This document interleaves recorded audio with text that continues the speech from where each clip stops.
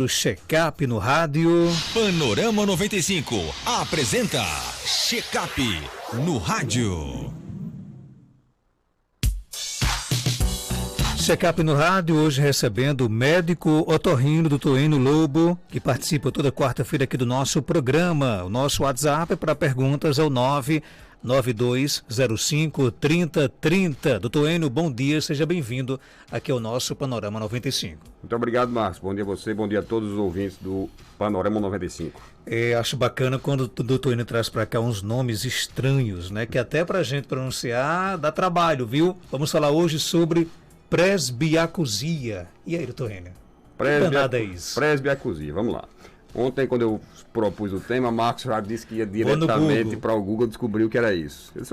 Guarde a curiosidade para amanhã, vamos esperar, que é assim como você, muita gente vai ouvir o nome e não fazer nem ideia do que se trata.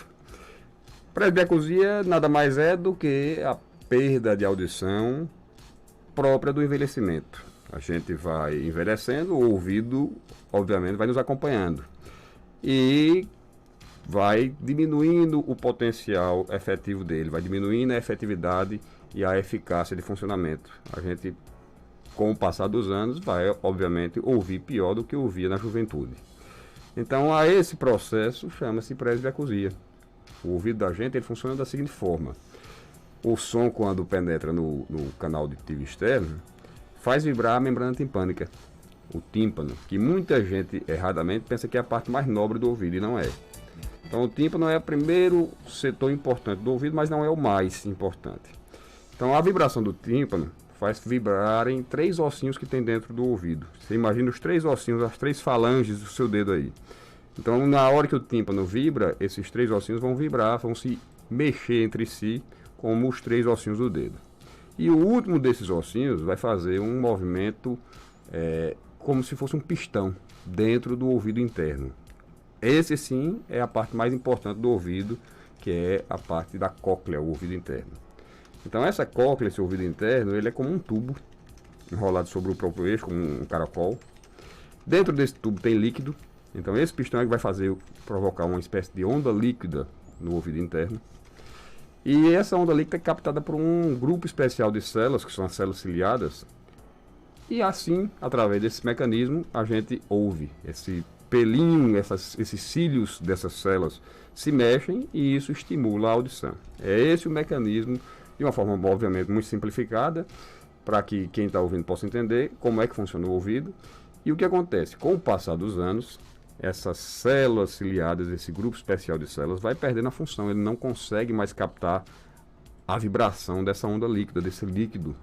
E a célula que teria essa função, às vezes até começa a se mobilizar sozinha, se mexer sozinha. Que não deveria se mexer, só deveria se mexer quando tem um estímulo externo do som. E muitas vezes, por isso que muitas vezes, a perda de audição, às vezes a pessoa, além de não ouvir tão bem quanto deveria, ainda houve um ruído que não deveria existir, que é o zumbido. É muito comum o surgimento simultâneo, tanto da perda de audição, como do zumbido.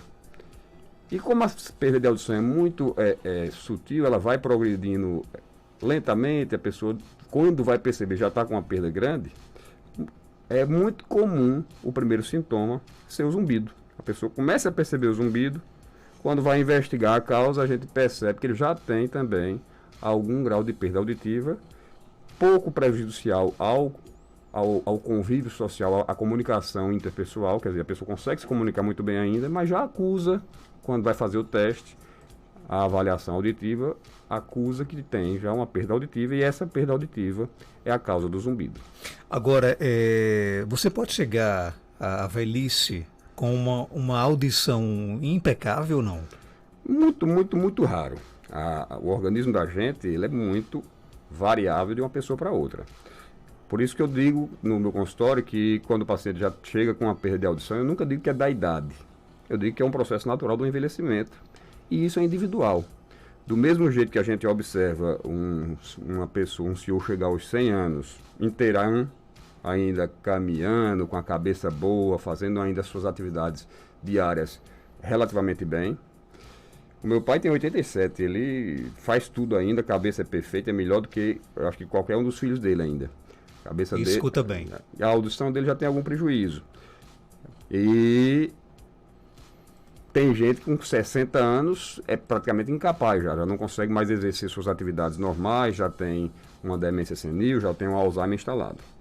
Então, da mesma forma, é o ouvido. Tem gente que envelhece bem, quer dizer, vai chegar aos 80, aos 90 ainda com a audição permitindo uma boa comunicação. Eu não diria que ela chega impecável, é muito, muito pouco provável que isso aconteça. Mas é possível sim que uma pessoa chegue aos 80, aos 85, ainda com uma boa capacidade de comunicação, sem precisar de aparelho auditivo em todos os casos.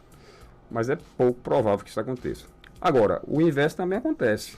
As pessoas já com 60, com 55, que não era para ainda esperado ocorrer, já começarem a apresentar uma perda de audição mais acentuada, já com dificuldade de comunicação e muitas vezes precisando de uso de aparelho auditivo. Agora, vai também depender muito de como a pessoa se comporta durante a sua vida. Por exemplo, o Marcos Dantas da vida, ele dificilmente vai chegar à velhice com uma audição boa, porque ele é viciado, por exemplo, em fone de ouvido, né, em ouvir som alto, né?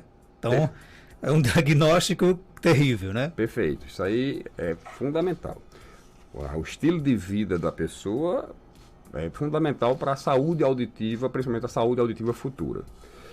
Obviamente que a questão genética é importantíssima, como eu disse, às vezes a pessoa chega aos 80, 90 com boa audição, outros com 60, 50, mesmo que tenham se comportado muito bem em relação à sua audição durante a vida inteira, podem apresentar perda auditiva precoce.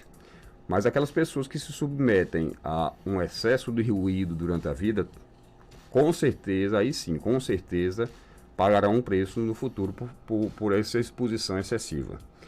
Por isso que hoje, nas fábricas que trabalham com máquina muito ruidosa, que tem muito barulho, que os funcionários têm que se expor a muito barulho, exigem, e é obrigatório realmente que exija, a proteção auditiva. Por quê? Porque esse excesso de ruído continuado, quando é uma coisa isolada, se um dia vai para uma festa e tem muito ruído, é pouco provável que vai causar um dano auditivo significativo. Mas as pessoas que se submetem ao excesso de ruído diariamente, por longas horas e por meses, anos, a vida inteira, com certeza pagarão um preço no futuro se não tiver a proteção adequada. Então, o que a gente recomenda, isso aí já é um outro tipo de perda, que é a perda auditiva induzida por ruído. Se eu não me engano, já foi tema aqui de nossas conversas anteriores. Então, esse tipo de exposição vai causar um dano e não custa nada a pessoa se precaver. As pessoas que têm a necessidade de trabalhar expostas a ruído, use a proteção auditiva. Isso é simples, é incômodo, mas é simples e protege realmente sua audição para que no futuro você chegue à velhice podendo ainda se comunicar sem a necessidade de aparelho. Já as pessoas que gostam de som, ouvir som muito alto, principalmente em fone de ouvido, eu sempre digo, não prejudica ninguém. Não é o fone de ouvido que é prejudicial. É a intensidade sonora que a pessoa às vezes se submete ao uso do fone de ouvido. Se você está ouvindo seu som numa intensidade sonora baixa, pode ser que fone de ouvido sem problema nenhum, que isso não vai lhe prejudicar. A questão é só a intensidade. Você imagina uma pessoa gritando no seu pé do ouvido o tempo todo, o fone está muito próximo, obviamente vai causar algum dano. Isso aí não tem para onde correr. Então, um Marcos Dantas da vida que gosta, o conselho que eu dou a ele, diminua a intensidade. Você vai ouvir do mesmo jeito, vai sentir o prazer em ouvir sua música do mesmo jeito, sem a necessidade de, no futuro, pagar um preço por isso. Deixa eu abraçar aqui o nosso querido amigo, né, diretor da nossa co-irmã Rádio Cabugi do Siridó, lá em Jardim do Siridó, grande Rodrigo Fernandes, nosso amigo pessoal, está aqui na escuta aqui do programa, né, alegria imensa, e pergunta, doutor Enio, o zumbido tem cura ou tratamento? Como respondeu o Rodrigo Fernandes aí? Bom dia, Rodrigo. Esse é um dos problemas em medicina mais difíceis de se tratar. O que a gente diz aqui sempre, o zumbido surgiu, procurar tratar no início. Aumenta bastante a chance de cura. Quando é tratado precocemente, pode sim evoluir com cura total, com desaparecimento. Quando ele é tratado tardiamente, a pessoa demora muito a procurar, diminui muito essa chance. Eu diria que praticamente zera. Então, o zumbido, para ter uma chance boa de cura, ele tem que ser tratado precocemente. Todo zumbido tratado precocemente vai desaparecer? Não é assim também. Há casos de zumbido que a gente tenta resolver mesmo que precocemente e não consegue. porque são causas muito distintas, tem muitas causas possíveis para zumbido, tem tratamentos muito distintos e tem respostas orgânicas, quer dizer, cada organismo pode responder de uma forma diferente a cada tratamento e nem sempre vai melhorar. Mas o fato é esse, tratou precocemente aumenta muito a chance de resolver e desaparecer totalmente o zumbido, tratou tardiamente diminui muito essa chance. Agora, mesmo os zumbidos já antigos, a gente consegue muitas vezes, embora é mais difícil desaparecer, mas consegue muitas vezes diminuir a intensidade, reduzir ele a um patamar que não incomode tanto, não atrapalhe tanto a vida cotidiana. A presbiacusia, ela tem cura, tem tratamento? Não, a presbiacusia ela é irreversível, é um processo natural do envelhecimento, não tem como recuperar aquela audição perdida. Mas eu trouxe o tema exatamente por esse motivo. Embora não tenha como recuperar aquela audição perdida, a gente tem como minimizar o impacto disso na vida social.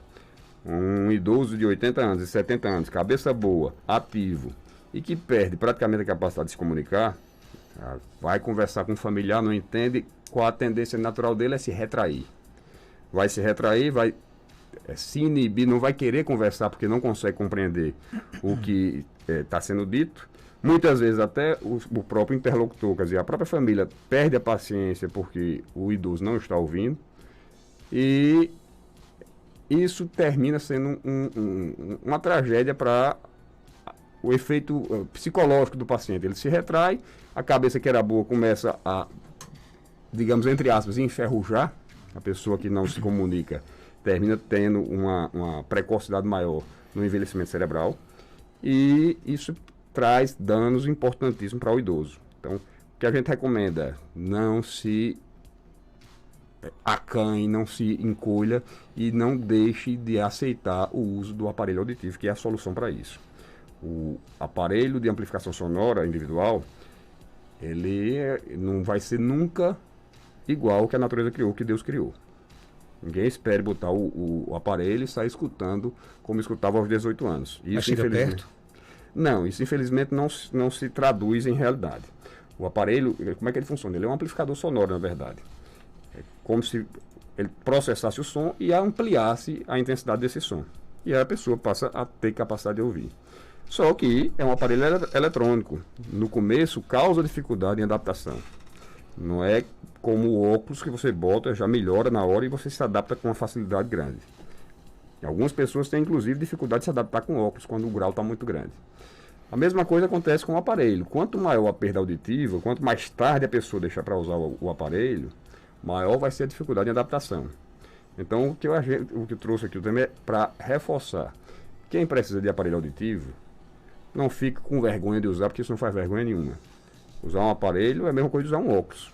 Se todo mundo tivesse vergonha de usar óculos, como é que ia ser a vida de a grande maioria da população que em algum momento da vida vai precisar de óculos? Então o aparelho é para ser do mesmo jeito, não tem por que se acanhar em usar um aparelho auditivo.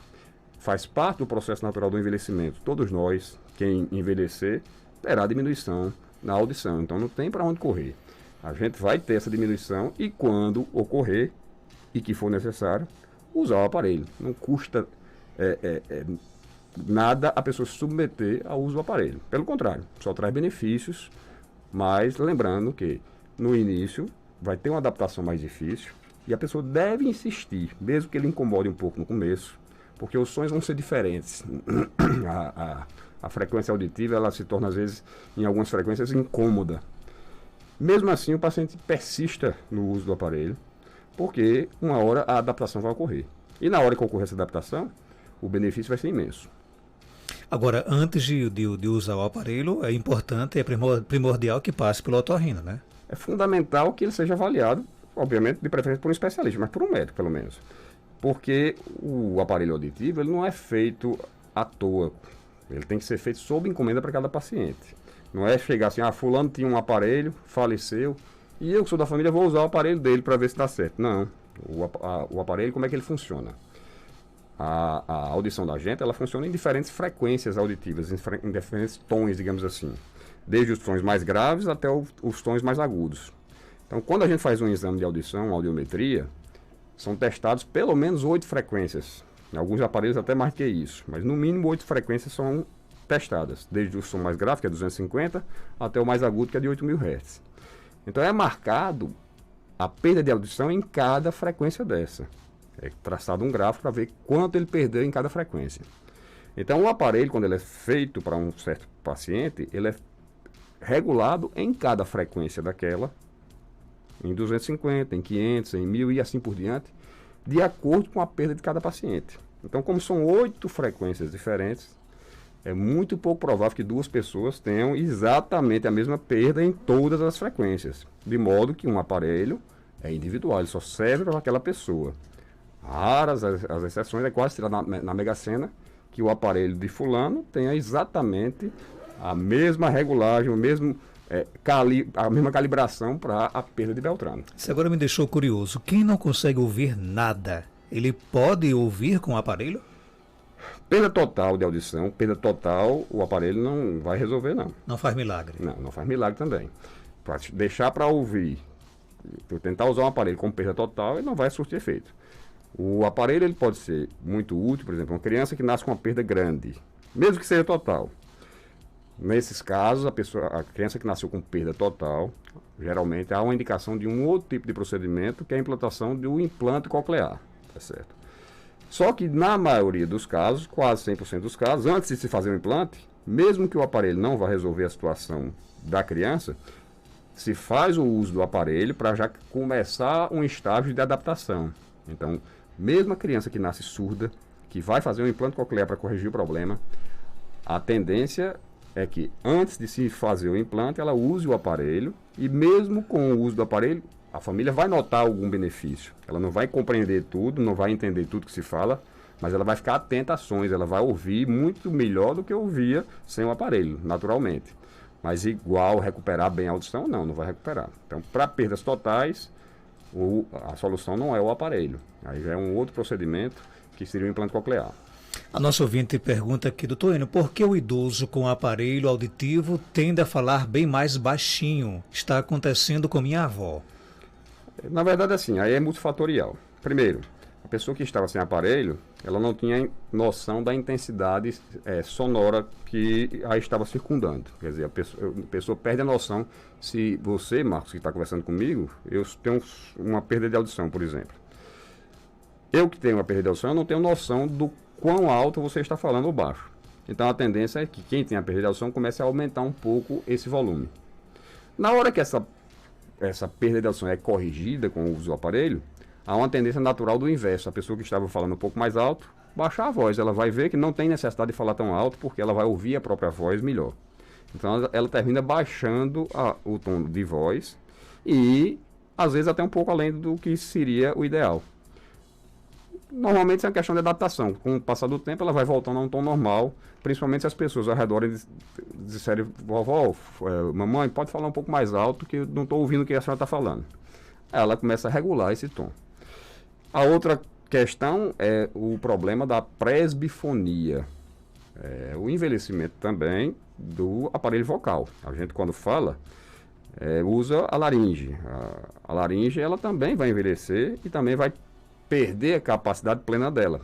É normal a gente ver o idoso falando mais fraco, falando mais baixinho do que falava há anos atrás. Então, muitas vezes se juntam os dois fatores. Talvez aí nem seja só a questão do uso do aparelho, talvez já seja a presbifonia se instalando nessa pessoa. E também tem um povo que quando fala, você já percebe que ele chegou no local com 50 metros de distância, né? Fala tão alto, né? Tem. Há gente para tudo, né? Falar bastante alto, exatamente, falar bastante baixo e falar num tom normal, que seria o ideal. Mas não acho que isso seja um defeito para ninguém não, falar mais alto. Doutor, existe alguma forma, terapia ou exercício para melhorar essa audição? Não. Terapia, exercício para melhorar a audição não existe, tá certo? Como eu disse, geralmente quando a perda é do tipo neurosensorial, que atinge a parte da cóclea do ouvido interno, aquelas células ciliadas que eu falei lá no início, essa perda, ela, dependendo do caso, se for uma doença, ela pode até ser recuperada na fase inicial, mas se for do envelhecimento, ela não tem como ser recuperada com nada. A única opção de melhora para a audição seria o aparelho auditivo, entendeu?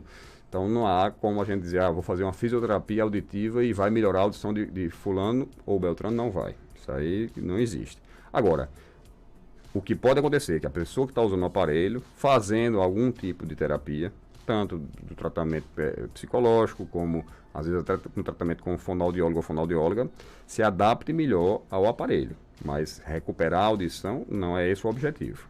Doutor Enio, tenho 41 anos e meu esposo disse que eu estou moca. E aí, é normal isso? Não, de jeito nenhum. Eu tenho 46 e graças a Deus ainda estou escutando perfeitamente bem.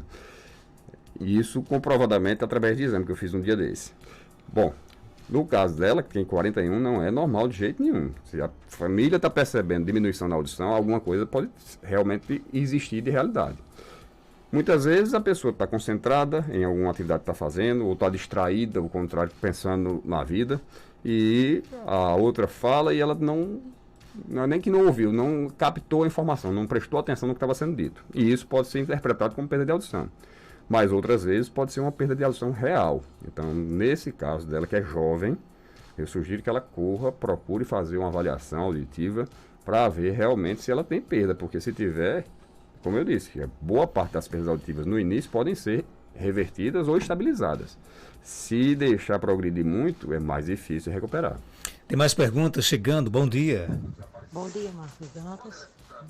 Bom dia para o médico Dr. Enio. Marcos, eu queria fazer uma pergunta para o Dr. Enio. Assim, a minha mãe tem 93 anos. Ela se queixa muito dos ouvidos. É tanto porque os ouvidos dela não tem como usar cotonete, essas coisas, sabe? E ela, sempre quando ela fica assim com a audição ruim, eu vou no médico, o médico fala que é porque os ouvidos dela juntam muita cera, e aquela cera não tem como tirar porque ela resseca. Então a gente fica usando aquele cerumim, aí quando é com uns dias, aí vai e faz a lavagem. Mas só que assim, é como o médico falou aí, às vezes a pessoa na idade ainda escuta bem, às vezes não escuta. Só que assim, é tipo assim, ela acha que o problema dos ouvidos dela é só esse problema dessa cera que fica ressecada, não sei o que, aquela coisa, sabe? Aí eu gostaria de saber alguma resposta do Dr. Enio. E aí, doutor Enio? Bom dia, é uma benção, 93 anos ainda com essa capacidade aí de reclamar da vida, de reclamar do que está incomodando, parabéns para ela. Tá bom demais chegar a essa idade ainda com esse discernimento. No caso dela, por Deus, graças a Deus que ela não consegue usar cotonete. Primeiro que só pioraria o problema, iria empurrar essa cera mais precocemente para dentro e talvez machucar e inflamar a pele. Então continue sem usar cotonete, não tem por que nem tentar, tá certo? A primeira orientação é essa. A segunda, em relação à cera. Quando a pessoa produz um pouco mais de cera, e principalmente quando tem um conduto auditivo externo mais estreito, que parece ser o caso dela, realmente em uma hora vai acumular, vai fechar o canal e vai atrapalhar a audição. Nesses casos, o procedimento que está sendo feito em relação a ela está perfeito. Usa um emoliente, que pode ser o cerumim ou qualquer outro, amolece essa cera e posteriormente faz a lavagem. E isso realmente alivia, ajuda, vai melhorar aquele problema que a cera estava causando de diminuir a audição. Mas, obviamente, uma pessoa de 93 anos não tem só esse problema. É lógico, como eu tinha dito antes, que ela vai ter já alguma perda própria da idade, própria do envelhecimento, que é a presbiacusia. Então, o ideal seria que ela, depois que fizesse um procedimento desse lavagem, que tirasse a cera, fizesse uma avaliação auditiva através de uma audiometria, para ver realmente o quanto ela está escutando, o quanto já perdeu. E dependendo, pode ser que haja indicação de aparelho auditivo para ela. Mas primeiro, teria que ser feita essa avaliação auditiva, para ter certeza de como é que está o perfil auditivo dela. Tá certo? Então a conduta é essa. Fez a remoção da cera, tirou tudo, faz a audiometria, e aí, dependendo do resultado, vai ver se há ou não indicação de aparelho. Só para fechar, nosso ouvinte faz uma pergunta que eu sabia que essa pergunta iria sair. Né? Ela coloca o seguinte: minha prima tem 72 anos e sempre pergunta né? Quando alguém faz alguma pergunta, ela né? Quando lhe dizemos algo e imediatamente continua a conversa. Pode ser uma perda parcial? Pode ser uma perda parcial, sim. Ela pode estar com alguma dificuldade já de... Ela ouve, mas tem um pouco de dificuldade de entender, de compreender o que se fala, que é o que se chama de discriminação vocal. Então, há uma grande possibilidade dela já ter uma dificuldade na discriminação, quer dizer, ela ouve o som mas não compreende 100% a palavra, e por isso diz um em e depois se inteira do restante do assunto e emenda a conversa. Pode ser um vício de linguagem dela também, é possível. Mas eu diria que com 72 anos o mais provável é que ela já tenha alguma perdazinha de audição aí que esteja atrapalhando a interlocução, a comunicação dela com a família. Mesmo procedimento, seria bom ela fazer uma avaliação auditiva para ver se realmente já tem a perda e o que é que pode ser feito em relação a isso. Então o EM é sinal de alerta. É sinal de alerta, não é patognomônico, quer dizer, não quer dizer que todo mundo que diz EM tem perda de audição, não. Mas é um sinal de alerta, sim. Gente, doutor Enio Lobo, médico otorrino, está na Clínica CardioKid, na Rua Augusto Monteiro, 1248, aqui no centro de Caicó. Telefones 3417-1016, 99667-7510 e o WhatsApp 98154-4453. Doutor Enio, obrigado pela sua participação. Eu que agradeço, Marcos. Um bom dia a todos e até a próxima quarta, se Deus permitir. 8 horas e 19 minutos.